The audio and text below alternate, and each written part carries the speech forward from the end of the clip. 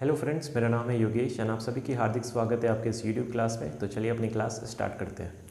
जो क्वेश्चन है वो क्या है, the viceroy who was assassinated in Andaman Nicobar was.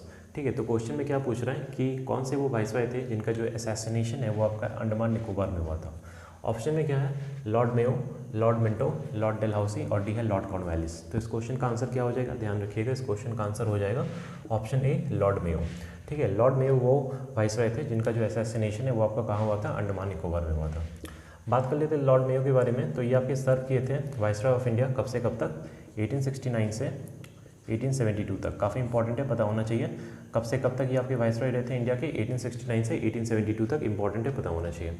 ठीक है, दूसरी बात ध्यान रखिएगा लॉर्ड मेयो के बारे में कि इन्होंने इंट्रोड्यूस किया था फाइनेंशियल डिसेंट्रलाइजेशन। ठीक है, फाइनेंशियल डिसेंट्रलाइजेशन सिस्टम इन्होंने इंट्रोड्यूस किया था, काफ़ी इंपॉर्टेंट है। ठीक है, दूसरी बात ध्यान रखिएगा लॉर्ड मेयो के बारे में कि इन्होंने सबसे पहली बार ऑर्गेनाइज किया था आपका statistical survey of India. Statistical survey of India इन्होंने ऑर्गेनाइज किया था।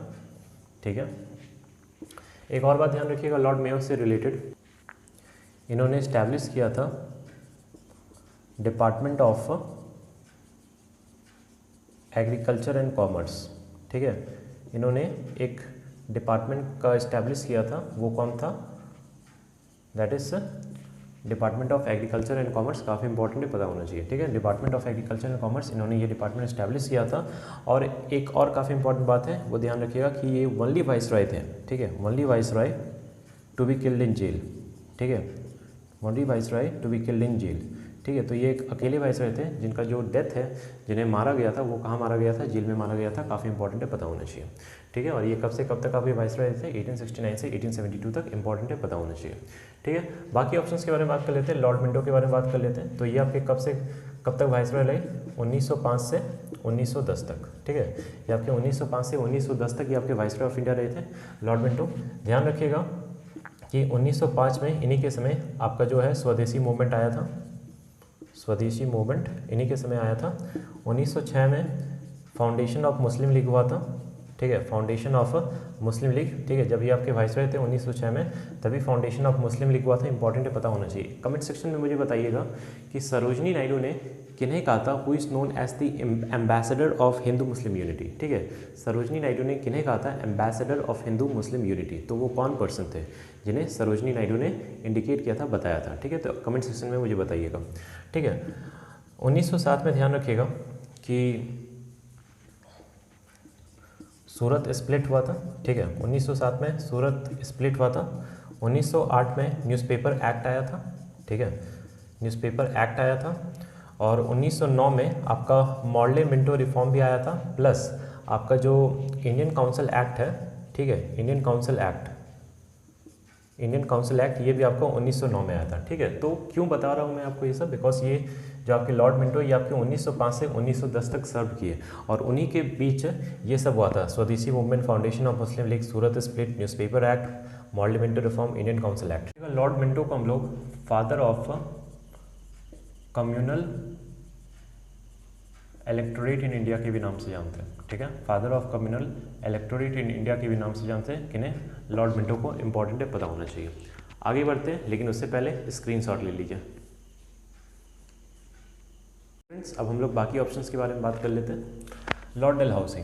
ठीक है, लॉर्ड डेलहाउसी ये आपके कब से कब तक वाइसरॉय सर्व किए थे इंडिया के, दैट इज़ 1848 से 1856 तक। ठीक है, इंपॉर्टेंट है, पता होना चाहिए। लॉर्ड डेलहाउसी ध्यान रखिएगा कि इन्होंने डॉक्ट्रिन ऑफ लैब्स इंट्रोड्यूस किया था। ठीक है, डॉक्ट्रिन ऑफ लैब्स इन्होंने इंट्रोड्यूस किया था। और कौन सा वो पहला स्टेट था जो कि कैप्चर कर लिया गया था according to doctrine of lapse, तो ध्यान रखिएगा सतारा। ठीक है, Satara was the first state which was captured according to the policy doctrine of lapse which was introduced by lord Dalhousie. Important है, पता होना चाहिए। ठीक है, लॉर्ड डेलहाउसी के बारे में एक और बात ध्यान रखिएगा कि इन्होंने पहला ट्रेन चलाया था। ठीक है, इन्होंने पहला ट्रेन चलाया था फ्रॉम बॉम्बे टू थाने। ठीक है, पहला ट्रेन चलाया था बॉम्बे टू थाने। ठीक है, कब चलाया था, 1853 में।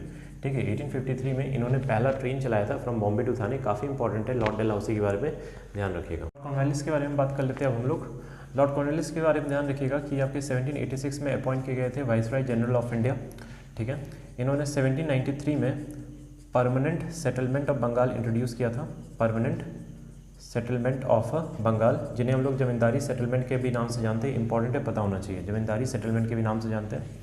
लॉर्ड कॉर्नवालिस के बारे में ध्यान रखिएगा कि इन्होंने फॉट किया था थर्ड मैसूर वार, ठीक है। इन्होंने फॉट किया था थर्ड मैसूर वार, इंपॉर्टेंट है, ये भी आपको बात पता होना चाहिए, ठीक है। लॉर्ड कॉर्नवालिस के बारे में एक और बात ध्यान रखिएगा कि इन्हें हम लोग father of civil services in India के नाम से जानते हैं।